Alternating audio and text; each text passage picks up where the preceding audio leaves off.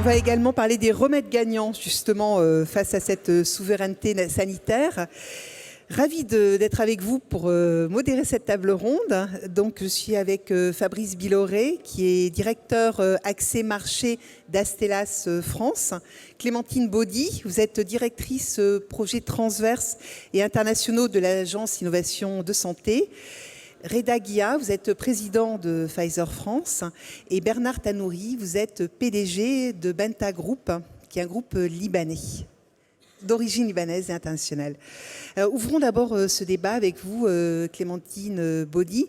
Donc, de par votre fonction avec les projets transverses et internationaux à l'Agence numérique de santé dont vous vous occupez, en santé d'ailleurs et pas de santé, la notion de souveraineté est très importante. Elle est devenue centrale depuis 2020, depuis la crise sanitaire. Et de quoi parlons-nous précisément ? Alors, petite précision, c'est l'Agence de l'innovation en santé et pas du numérique qui regroupe bien toutes l'Agence de l'innovation en santé. Donc, voilà. Tous les produits de santé, pas uniquement le numérique, aussi les médicaments, les dispositifs médicaux et tout ce que vous pouvez imaginer en termes de santé. Donc, la question de la souveraineté, pour nous, elle est essentielle et elle est vraiment partie, c'est vraiment le parti pris qui a été choisi par le président de la République dans le cadre du grand plan d'investissement France 2030. Je vous le rappelle, donc, le grand plan d'investissement France 2030 prévoit 54 milliards d'euros d'investissement sur différentes thématiques, sur différentes verticales sur lesquelles on veut assurer la souveraineté de la France. On a par exemple la décarbonation, le quantique, l'exploration des fonds sous-marins ou de l'espace, et la santé fait partie de ce grand plan d'investissement avec 7,5 milliards d'euros d'investissement. Mais pas que. Pourquoi ? Parce que donc en juillet 2021, le président de la République a annoncé donc le plan Innovation Santé 2030 avec ce plan d'investissement de 7,5 milliards d'euros, mais tout un ensemble de mesures qui part du constat qu'en France, on a parfois des ruptures dans la création de valeur autour du continuum de la chaîne. Je m'explique, on est très fort pour avoir des recherches académiques qui produisent des innovations et qui trouvent des idées brillantes. Ensuite, s'engage un parcours du combattant jusqu'à la diffusion des innovations qui va passer par le transfert de technologies, la recherche clinique, l'accès aux patients et la diffusion des innovations et l'industrialisation sur le territoire français. Et c'est là-dessus qu'on constate des ruptures dans la chaîne de valeur. Et donc l'Agence de l'innovation en santé a été vraiment positionnée pour ça, c'est-à-dire mettre en œuvre ce plan Innovation Santé 2030 et garantir une continuité et une fluidité de toute cette chaîne de création de valeur. Donc l'agence a été implémentée l'année dernière. On fête cette semaine sa première année d'existence avec la nomination du docteur Lise Alter à sa tête. Et donc dans le courant de l'année, Lise a recruté une équipe de 15 personnes de différents profils. Il y a des gens qui viennent des hôpitaux, des agences sanitaires, de fonds d'investissement, du milieu des startups, de l'industrie pharmaceutique pour ma part. Et voilà. Et l'objectif étant vraiment d'avoir une vision vraiment panoramique de tous les points de vue et de toutes les subtilités qui peuvent exister dans chaque domaine d'activité pour mener à bien ce plan et vraiment animer l'interministériel autour de toutes les décisions qui sont prises tout au long de cette chaîne de valeur. Donc notre rôle à 15, c'est bien d'animer et de coordonner les travaux qui sont posés et pas de faire à la place d'eux, évidemment. Un premier bilan pour l'agence, sur le terrain notamment. Voilà. Alors, après un an d'existence, on a déjà beaucoup travaillé. Donc déjà, Lise a recruté toute son équipe, ce qui a été une première étape. Et surtout, de mars à novembre, on a réalisé un tour de France de l'innovation où on s'est rendu dans une vingtaine de villes en France pour... Premièrement, voir comment l'écosystème fonctionnait entre les pôles des compétitivités, les CHU, les SAT, donc les sociétés d'accélération de transfert de technologie, voir comment l'innovation était créée, incubée, comment elle arrivait à grossir et surtout pouvoir confronter les difficultés qui sont rencontrées par les acteurs de terrain à ce que nous avions perçu de manière très, très théorique dans le cadre d'Innovation Santé 2030. Et la bonne nouvelle, c'est que, la mauvaise nouvelle, c'est que les acteurs rencontrent quand même des difficultés. La bonne nouvelle, c'est que ça faisait quand même partie des choses qu'on avait identifiées. Et donc, ça nous a permis de construire une feuille de route qui va très prochainement être dévoilée. D'ailleurs, la souveraineté sanitaire, ça ne vous a pas échappé à tous, hein, après l'annonce ce matin d'un industriel danois sur son usine de Chartres, hein, en Eure-et-Loire, de 2,1 milliards d'euros, et la visite d'Emmanuel Macron aujourd'hui sur ce site. Donc nous avons ici des industriels, 3 avec vous, Clémentine Baudy. Pour vous, Reda Guia, la notion de souveraineté, est-ce qu'elle est synonyme d'indépendance, d'autonomie ? Est-ce que ça équivaut aussi à de l'autarcie pour la France ? Alors écoutez, tout d'abord, il faut qu'on se mette d'accord sur la définition même de la souveraineté en santé. La souveraineté en santé, si vous cherchez dans un dictionnaire, c'est 2 choses. C'est tout d'abord être autonome et puis pouvoir faire ses propres choix. Maintenant, vous m'aviez parlé de l'autarcie, c'est quasiment impossible. Et je vais vous dire pourquoi. Vous regardez des pays qui ont des puissances économiques. Vous regardez les États-Unis, la Chine, ces pays-là qui ont une masse critique qui est assez importante, notamment en termes de production, ne sont pas 100% indépendants. Pourquoi ? Parce qu'on vit dans un monde qui est interconnecté. Alors, ils sont, je vais dire, pas dépendants sur d'autres pays, mais à une certaine mesure, ils dépendent aussi d'autres pays. Alors, vous savez, aujourd'hui, quand on parle de souveraineté, notamment en termes de santé, qu'est-ce qu'on dit ? C'est qu'on fait un raccourci. Il faut tout relocaliser au niveau d'un pays. Je peux vous dire que cela, au niveau du médicament, d'une part, n'est pas possible, et d'autre part, ce n'est pas souhaitable. Alors pourquoi je vous dis que ce n'est pas possible ? Vous regardez les médicaments en général. Les médicaments, et j'ai avec moi Bernard qui est un grand expert là-dessus, le médicament est un produit de haute technologie, notamment, je parle surtout des nouvelles molécules, des molécules innovantes. Toutes ces molécules-là ont besoin, font appel à un nombre incroyable de fournisseurs qu'on ne peut pas trouver dans le même pays, mais surtout aussi elles dépendent de plusieurs étapes industrielles. Alors, je vais vous donner un exemple très pratique. Bon, on parle de Comirnaty. Comirnaty, c'est le vaccin contre la Covid.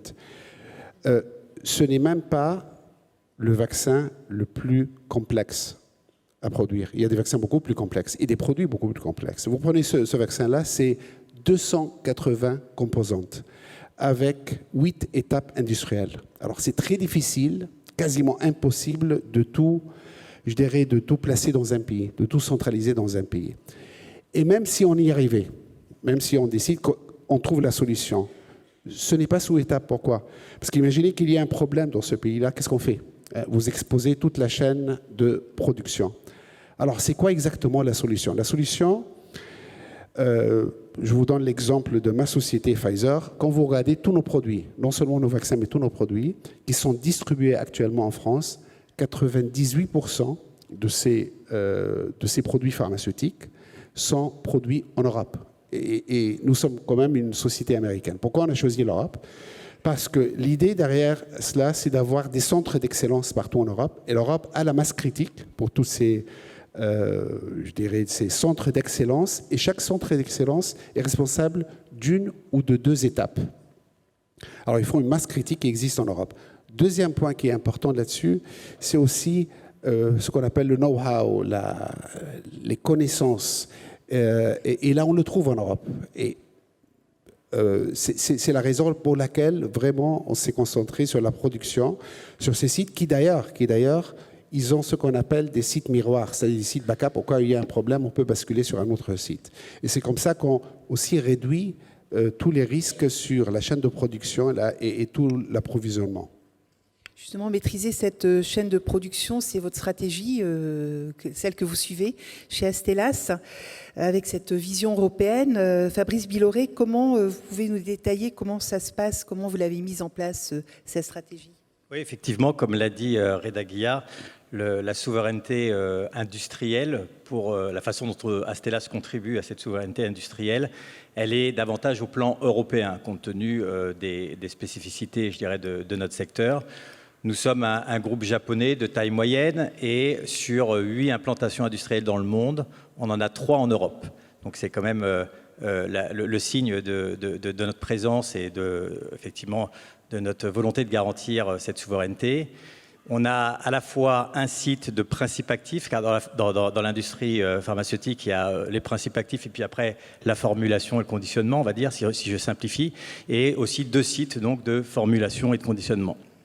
Ces sites permettent de servir l'ensemble du marché européen pour quasiment l'ensemble de nos produits, et on repose aussi sur effectivement des sites miroirs et une politique de gestion des stocks, de stocks avancés, notamment sur les principes actifs, de façon à pouvoir avoir des stocks de sécurité de ces principes actifs qui permettent de faire la production en aval et de servir le marché. L'autre exemple que je peux prendre, qui est assez récent pour nous, alors certes, je ne vais pas annoncer un investissement de 2 milliards aujourd'hui pour le groupe Astellas, mais notre groupe a annoncé un investissement il y a un peu moins d'un mois, je pense, de 300 millions en Irlande, dans une usine de fabrication de produits biologiques. Donc c'est aussi important qu'en Europe, on se dote d'outils de production biologique qui sont destinés, je dirais, aux produits innovants. Et on aura donc aussi une indépendance, en tout cas sur la partie aval de la production, située en Irlande. Avec des molécules donc plus difficiles à produire que des molécules chimiques. Donc, ils demandent un savoir-faire européen. Tout à fait. Bernard Tannouri, vous présidez Benta, et Benta a justement investi en France. Vous avez décidé de produire dans une usine près de Lyon en rachetant Famar en 2020. En quoi produire en France est-il un plus pour un groupe comme le vôtre? Bonjour. Alors, avant 2020, avant d'acquérir ce site en France, nous étions un groupe libanais. On produisait au Liban, en Égypte, et on était présent dans plus de 40 pays dans le Moyen-Orient, Afrique. On parlait beaucoup ce matin de l'attractivité de la France. En fait, c'est très attractif, surtout dans l'industrie pharma. Et on a voulu s'investir en France pour se développer pour les pays européens et pour pénétrer les pays européens, de plus qu'avoir accès privilégié, même sur les prix, pour faire l'export à partir de la France pour les pays où on exerce.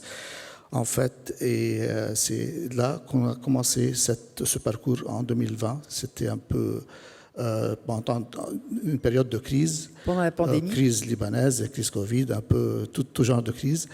Et ça y est, on avance. Et c'est bien, on est très fiers d'être bien implantés à Lyon. Et pour servir et avoir une stratégie de développement européenne et française. En fait, et notre stratégie, ce qu'on a, la stratégie de la société Benta s'adapte bien à la stratégie de l'État français, comme quoi de relocaliser l'industrie pharmaceutique en France, spécifiquement en France. Et c'est ce qu'on fait. On a une usine de grande taille et on a une capacité libre pour servir les petits et grands labos. On a servi, par exemple, à plusieurs reprises et plusieurs exemples. Dans les conditions de pénurie, on a pu servir ces labos pour s'adapter rapidement et servir le marché, que ce soit français ou européen. Maintenant, dans cette stratégie, on est en train de faire la production.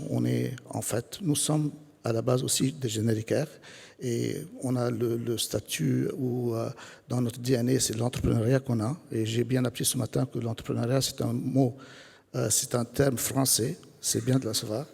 Et nous, dans notre DNA, je suis libanais et on veut vraiment s'avancer et se développer en France dans un contexte d'entrepreneuriat et de développement et pour servir les autres industries. Pour produire pour d'autres peut-être groupes pharmaceutiques ou des petits laboratoires qui n'ont pas d'activité en France, c'est bien ça? Oui, en fait, vu que le site qu'on a, il a la capacité, on a créé un genre d'incubateur. Aussi, avec un autre fonds immobilier, on a développé sur le site d'autres espaces industriels pour pouvoir servir les petits et grands industriels pour venir s'adapter et s'implanter rapidement pour développer rapidement et s'adapter sur le besoin du marché. Vous mettez aussi en avant, Monsieur Tanouri, donc la réduction de l'avantage fiscal qui est fait aux industriels dans le secteur pharmaceutique. Est-ce que ça peut décourager les investissements de groupes étrangers comme le vôtre?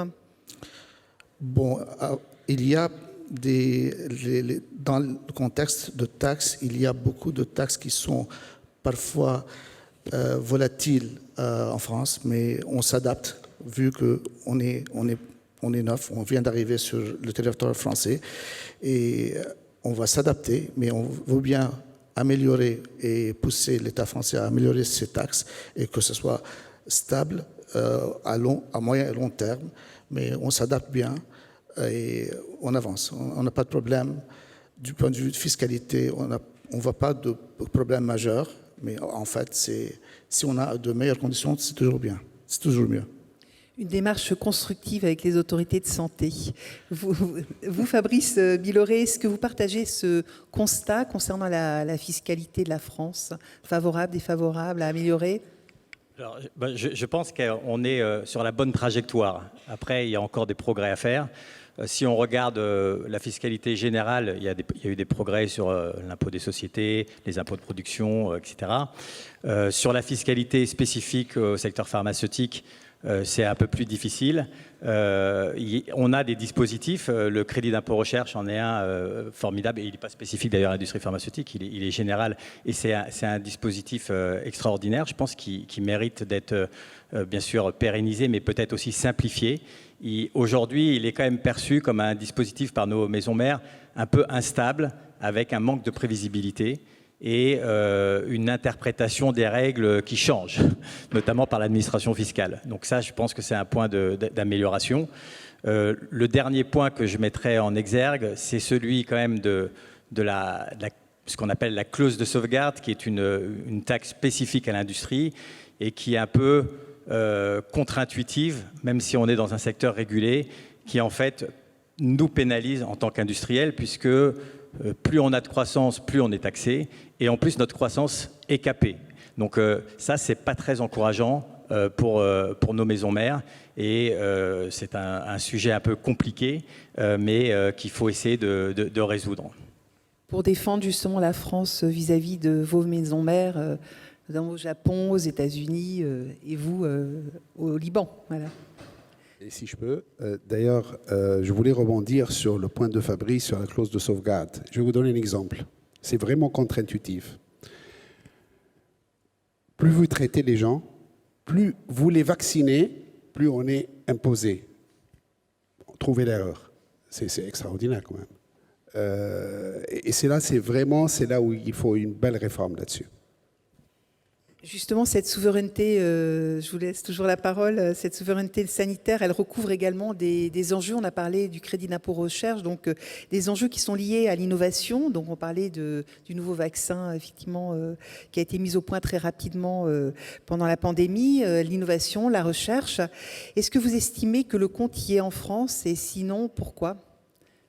Alors écoutez, quand on parle de souveraineté, en général en France, de souveraineté sanitaire, on pense automatiquement à la production.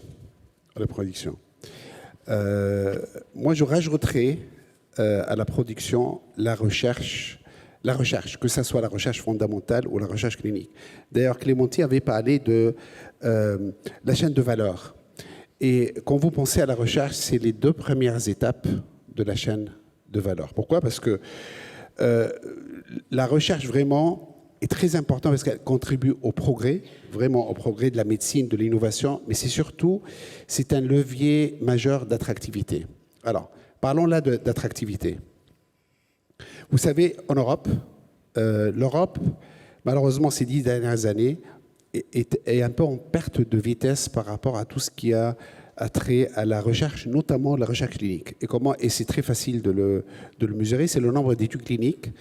Et on perd par rapport aux États-Unis, qui a la part de Lyon, mais aussi au Japon, à la Chine. La Chine elle-même, il n'y a pas plus de 5-6 ans, c'était quasiment 0% d'études cliniques. Aujourd'hui, ils sont passés à 7% d'études cliniques.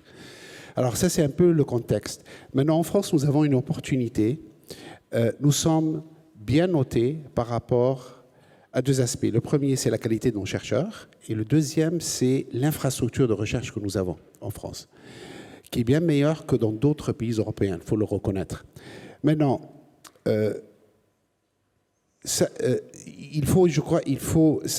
on a l'opportunité de renverser la courbe par rapport à l'attraction de tout ce qui a trait, bien sûr, à la recherche en Europe. Ça va nous servir beaucoup. Pourquoi ça va nous servir? Parce que, on va garder nos chercheurs, parce qu'aujourd'hui, on a beaucoup de chercheurs qui quittent la France pour aller ailleurs, et ça va nous ramener toutes les technologies, c'est-à-dire ramener en France la science, les technologies, les études cliniques, etc. Alors, il faudra vraiment continuer à renforcer notre politique en matière d'innovation en santé. Maintenant, il y a bien sûr la stratégie Innovation Santé 2030 qui a été annoncée et le travail réalisé par l'AIS qui va dans le bon sens. Mais je crois que nous avons une opportunité d'aller encore plus loin et plus fort. Alors comment? Je vais vous donner seulement un exemple très concret. C'est la prise en compte de tout ce qu'il y a des investissements, de tous les investissements qu'on fait au niveau du monde des startups, des mondes des biotech, et aussi dans ce que moi j'appelle les funds, les venture capital funds, les fonds à risque. Les fonds capital risque, fonds d'investissement. Merci, c'est exact. Et ça, il faudra le prendre en compte. Il faudra des incentives pour avoir encore plus d'investissements en France. Grâce à cela, vous allez avoir, vous savez, des biotech qui émergent, des startups qui émergent. Et ça va renforcer notre positionnement en termes d'attractivité, en termes d'innovation, etc. Investir dans toutes ces startups, des biotech, c'est-à-dire que la France pourrait rayonner à l'international. Comment? On pourra tout d'abord avoir plus de brevets, plus de publications, encore une fois, ramener la science en France, ramener peut-être des talents d'autres pays en France. Et c'est un cercle vertueux. Plus on investit là-dessus, plus on peut attirer. Plus on peut attirer la France et se positionner comme vraiment un leader en innovation en Europe. Donc on a parlé effectivement de la production, de la recherche, aussi des startups, de la fuite à l'étranger. Comment est-ce que le fait d'investir dans cette production, dans la recherche, dans les startups, notamment hexagonales, est-ce que ça ne devrait pas être pris en compte dans le prix du médicament? Donc j'ai envie de poser la question à tous.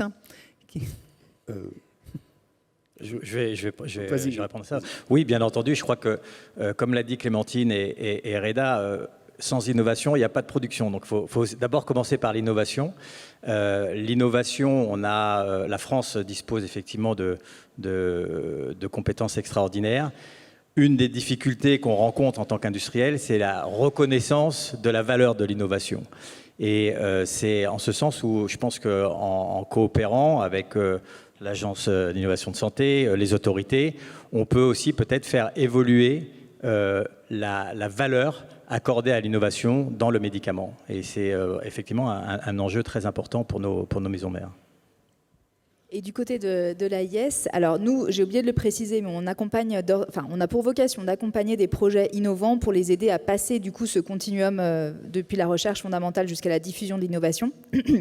Évidemment, c'est pas dans nos prérogatives de définir quel est le prix du médicament, c'est négocié conventionnellement entre le LEM et le CEPS, mais évidemment que nous, on a déjà la vocation à mettre en contact des grands groupes pharmaceutiques et des pépites françaises pour permettre des investissements. Donc ça, c'est quelque chose qu'on commence à faire puisqu'on est tout jeune, mais c'est vraiment ce qu'on a, on a vraiment à cœur de faire. On sait que c'est d'ailleurs très important pour les startups d'avoir un investissement d'une big pharma. Pourquoi? Pas tellement pour le montant financier que ça représente, mais vraiment pour une preuve de concept. Les VCs, les fonds capital risque. Venture capital investissement capital risque. Exactement, pardon pour l'anglicisme, sont toujours très... Enfin, c'est vraiment de nature à rassurer les investisseurs lorsque une big pharma ou en tout cas une entreprise pharmaceutique a investi dans un projet d'une start-up. Ça donne vraiment une caution de crédibilité au projet et c'est important. Et nous, on a vraiment vocation à créer ces liens. Après, sur la question de la prise en compte dans le prix, on va pouvoir pousser des idées. Après, il faut qu'elles soient prises au bon.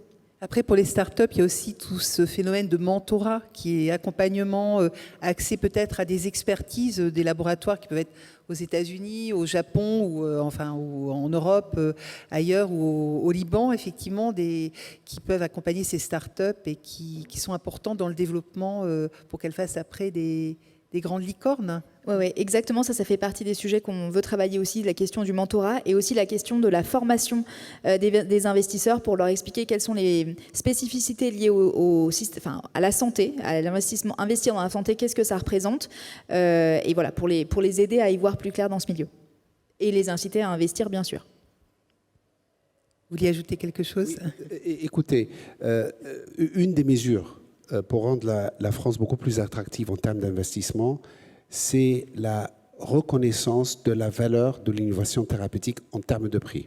Je vais vous donner un exemple très concret. Vous savez, tout est lié. Je vais vous donner un exemple. Ma maison mère, quand je demande un investissement, il regarde tout de suite, le retour sur investissement, etc., etc. Et le retour d'investissement le plus important, c'est le prix du produit.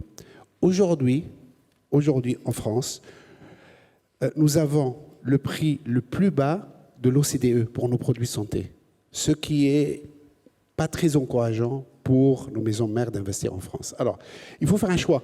Soit on veut devenir vraiment un leader en termes de marché, de médicaments, être dans la santé, soit on prend un choix, et il y a beaucoup de pays qui l'ont fait. On ne peut pas devenir leader, par contre, on maintient les prix, on contrôle les prix. On ne peut pas être leader en même temps.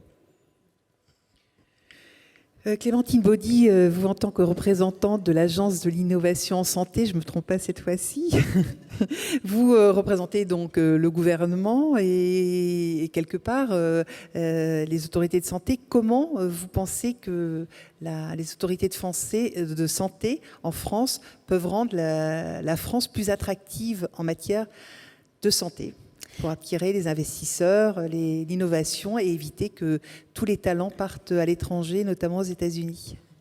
Alors, merci pour la question compliquée. Alors, nous, on pense que une des premières pistes, c'est vraiment la question de la reconnaissance de l'innovation. Et Reda, vous en parliez. Comment est-ce qu'on fait en sorte que l'innovation soit réellement reconnue? Alors, on sait qu'en France, on a déjà des atouts qui sont la possibilité d'un accès très rapide. Pour le médicament, on a deux mécanismes qui sont l'accès compassionnel et l'accès précoce, qui sont assez uniques en Europe et qui font que dans beaucoup de situations, la France est le premier pays à donner accès au sein de l'Europe à ses patients, avec une couverture financière et une prise en charge à 100%, ce qui est déjà quelque chose d'extrêmement important. Voilà, on voudrait capitaliser là-dessus. Et par ailleurs, on sait aussi que la France, une fois qu'il s'agit de financement pérenne, sur le long terme, plus dérogatoire en accès compassionnel ou précoce, mais sur le long terme, ça devient un petit peu plus compliqué. Pourquoi? Parce que les critères d'évaluation de la Haute Autorité de Santé et les méthodologies d'évaluation sont assez stringentes. Alors, d'un point de vue contribuable, on peut se réjouir de ça, de savoir que la France fait très attention à la robustesse de la preuve scientifique qui est démontrée autour des médicaments. Néanmoins, quand on parle d'accès, ça peut parfois être un frein à l'accès et à l'accès à l'innovation, notamment l'innovation qui est prometteuse, mais qui n'a pas encore fait la preuve totale de son efficacité et de sa sécurité. Et donc c'est là-dessus qu'on travaille beaucoup. Il y a tout un pan d'innovation qui est en cours autour des méthodologies statistiques, avec la création de jumeaux numériques, de bras synthétiques, de cohortes augmentées. Il y a beaucoup de choses beaucoup de techniques qui utilisent l'intelligence artificielle pour développer, accélérer, simplifier la recherche clinique et faire en sorte que les produits arrivent plus vite aux patients et démontrent une preuve d'efficacité rapide. Voilà. Et nous, notre travail, c'est vraiment de faire en sorte que les méthodologies d'évaluation soient alignées avec ces nouvelles méthodologies de développement clinique pour faire en sorte que les innovations, elles aboutissent et elles arrivent aux patients de façon pérenne et à leur juste valeur également. Voilà, donc c'est vraiment quelque chose qu'on essaye de mettre en place parce que l'innovation, on disait la souveraineté, ça passe par la production, ça passe par la recherche, mais ça passe aussi par un accès pérenne aux patients. C'est finalement ça qui est très important. Pour remettre la France sur la première marche du podium, en tout cas sur le podium, comment peut-on faire et quelles seraient les mesures concrètes que vous préconiseriez? J'arriverai à le dire. Ouais. Alors, j'ai déjà parlé de la reconnaissance, bien sûr, de la valeur des produits pharmaceutiques, mais il y a une autre, et c'est plus relié à l'AIS d'ailleurs, c'est la cohérence entre les politiques publiques en termes d'innovation et d'attractivité. Vous savez, la souveraineté en santé, ça concerne plusieurs acteurs. Beaucoup de ministères, vous prenez la recherche, la santé, l'industrie, l'attractivité, etc. Et il faut une coordination. Alors, on est vraiment, je dirais, réjouis de voir la création de l'AIS qui coordonne tout cela. Ça, c'est très important parce qu'ils doivent aller tous dans le même sens. Alors, autre chose, je vais vous donner un exemple très, très pratique. C'est la simplicité. On en parlait juste avant. Vous savez, on parle beaucoup de problèmes d'approvisionnement. Ça peut arriver avec des médicaments, etc. Et chaque boîte a une notice. Alors, en France, une boîte de médicaments a une notice en français. Okay, et ce qui se passe, c'est que quand nous avons, par exemple, des problèmes d'approvisionnement, automatiquement, on essaye de voir si on peut réallouer des boîtes qui étaient destinées à un autre pays, à la France. Alors, un exemple très concret, c'est est-ce que les boîtes qui étaient destinées de l'Allemagne pourraient passer en France? La réponse aujourd'hui en France est non. Pourquoi? Parce que la notice est en allemand. Alors là, la simplicité et la technologie peut jouer. Vous savez, aujourd'hui, on peut avoir la notice dématérialisée. On peut avoir sur la boîte la notice dématérialisée. Qu'est-ce que ça veut dire? C'est-à-dire avec un téléphone, on peut flasher le QR code et puis choisir la langue avec laquelle on veut lire la notice. Alors ça, c'est un exemple tout simple et qui nous permettra de vraiment réduire toute la tension qu'il y a en termes d'approvisionnement. Actuellement, ce qui se passe, c'est que pour quelques médicaments, pas tous les médicaments, on repackage, si je peux le dire, c'est un peu l'anglais, on fait un nouveau packaging par rapport aux produits. C'est coûteux, c'est du temps, etc. Et ça, c'est une mesure très simple qu'on peut mettre en œuvre très rapidement. Ça réduirait les pénuries et ça permettrait Exactement. l'accès plus rapide lorsqu'il y a un problème sur une molécule. C'est exact. Dans les pharmacies, qu'on puisse y avoir accès très rapidement. C'est exact.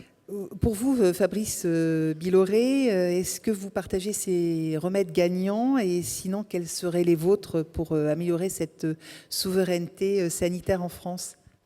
Je les partage, bien en entendu. Europe et je pense que oui, si on regarde un petit peu peut-être trois choses, je pense pour nous, l'agence Innovation Santé est pour nous très important parce que compte tenu de notre taille, ça rejoint cette idée de coordination, de centralisation et peut-être une sorte de guichet unique pour les industriels qui veulent s'y retrouver dans l'écosystème en fait, français, l'écosystème biotech, l'écosystème de recherche académique, etc. et pouvoir collaborer.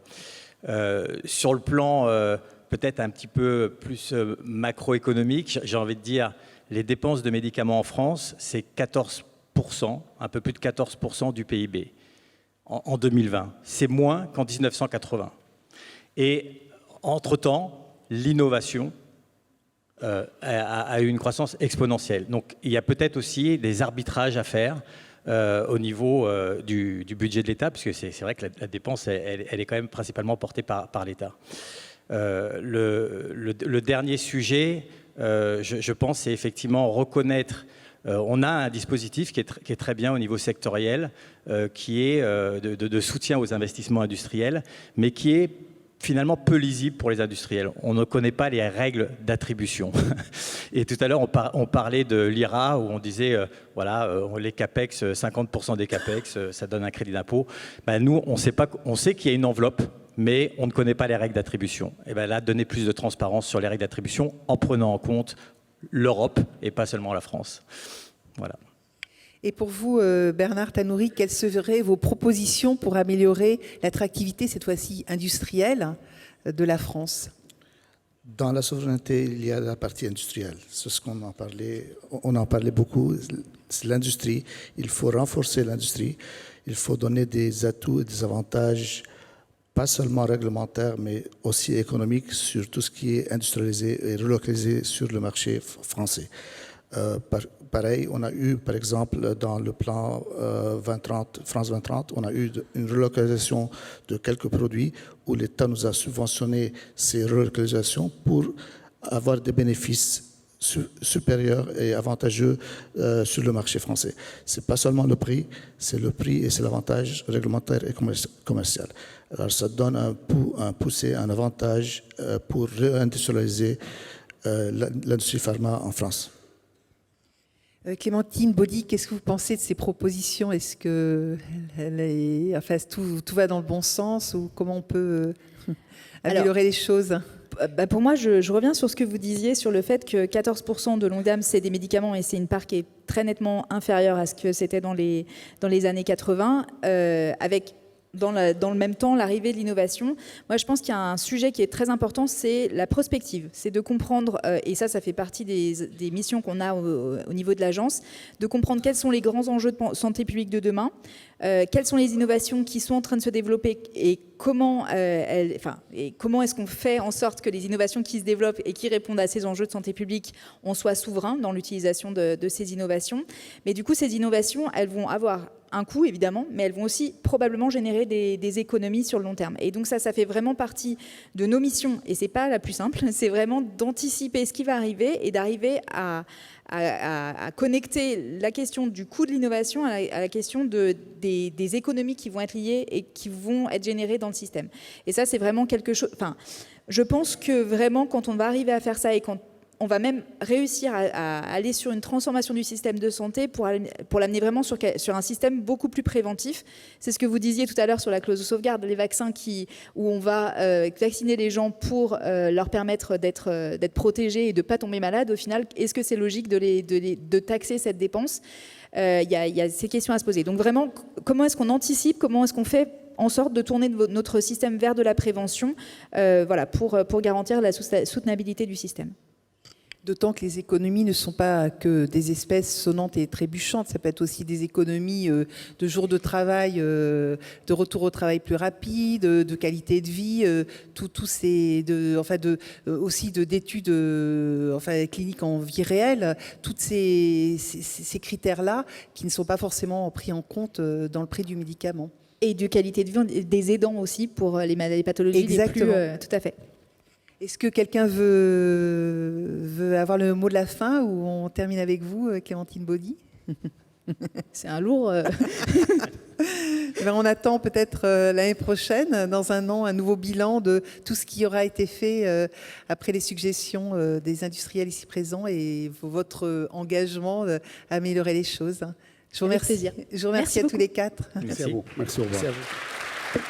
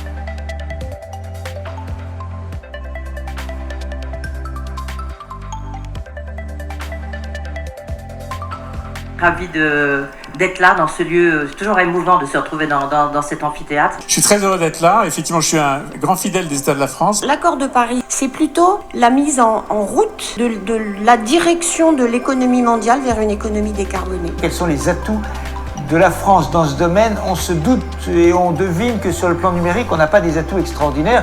On va retrouver sur place au CESE notre journaliste Charlotte Guerre. À ses côtés, Raymond Soubi. L'attractivité de la France suppose que la France soit capable de donner des réponses positives sans drame. Et donc ce qu'on doit faire, c'est diminuer notre empreinte carbone tout en continuant à garder le même niveau de vie. Le modèle d'hypermondialisation n'est plus soutenable. où on avait des composants qui parcouraient jusqu'à 800 000 km. Mais globalement, sur le plan de l'attractivité, la France se sort quand même bien de la mauvaise passe que le monde vient de traverser. En mettant en place le fonds de solidarité, tous ces choix aujourd'hui, tout le monde dit « Ah mais c'était bien normal, monsieur le maire. Tout le monde aurait fait la même chose à votre place. » J'en suis pas certain. Avoir des centres de décision dans notre pays, c'est garantir aussi des arbitrages qui sont favorables au tissu productif français. C'est un élément du combat que nous menons tous et toutes dans cette salle. Alors, le ministre vient de nous y inviter. Nous allons maintenant nous mettre au travail.